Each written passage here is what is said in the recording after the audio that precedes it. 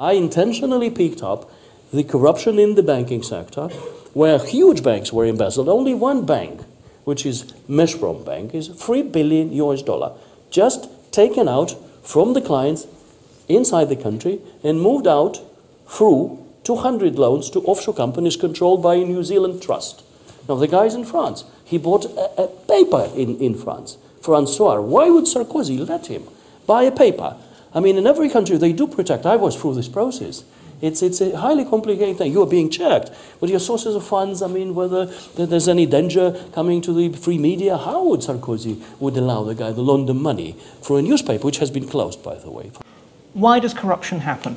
I mean, it's easy to think of it as being essentially because of the individual and factional venality of it. But it's more than that. It's actually a tool of state building. It's one of the classic ways in which you create, constitute, and bind to you national and local elites.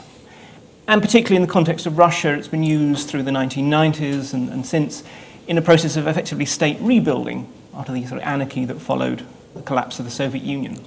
We see over the last 6 months a big agitation in the Russian society, a lot of mass protests, and mass protests are, of course, an important part of how the society can influence the authorities, but I think it's just the tip of the iceberg, and no less important are the tectonic processes that happen in the depth of Russian society. And where we have seen successes, for example, in mayor elections in locations like Yaroslavl, it's precisely because the protest movement or figures within it were able to campaign not on big national issues, not on Russia without Putin, that has no real meaning to most Russians, but actually on grassroots political concerns. This is why the roads don't get built. This is why the schools and hospitals are crumbling, because of kickbacks, because of corruption, because we have an elite that just simply sloshes money around each other's pockets without concern for the ordinary Russians. It therefore is one of these potential rallying cries which can actually unite a political sort of movement against the current regime. Political movement which, after all, otherwise cuts across nationalists, communists, radicals, liberals, you name it. Frankly speaking, I don't care my bank is being attacked. If they take away my license, it'll probably be an interesting trap, because I have Tier 130, which is the most reliable bank in the country. And the fact that they threatened and frightened all of my clients, I don't mind.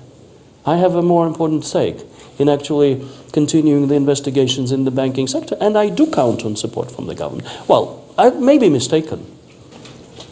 So from the Kremlin's point of view, it becomes, well, what do you do about it? And broadly speaking, there are kind of three, this is very, very much caricaturing in the interest of speed, three strategies. You can try and re-legitimate yourself, basically fix the problem. I'll be honest, I don't see the current regime suddenly having some kind of Damascene conversion and deciding that corruption is just so important that all of our old friends have to go and get locked up. If there was one tiny little window for re-legitimation, it was last year, and then when they decided that, just to inform the Russian public, oh, by the way, Putin's coming back and we'd sorted this a long time ago, didn't we mention it? I think at that point that window closed pretty conclusively. The second approach is co-optation. Buy more people off, buy more elements of society off.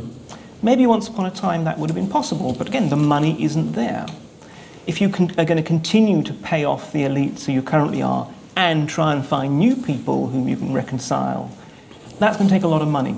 I mean, already Putin has basically pledged monies that, frankly, the Russian government can't afford. So it's hard to see that as a sustainable approach. The third one is, unfortunately, coercion. The third one is if you deal with protests by cracking down on them.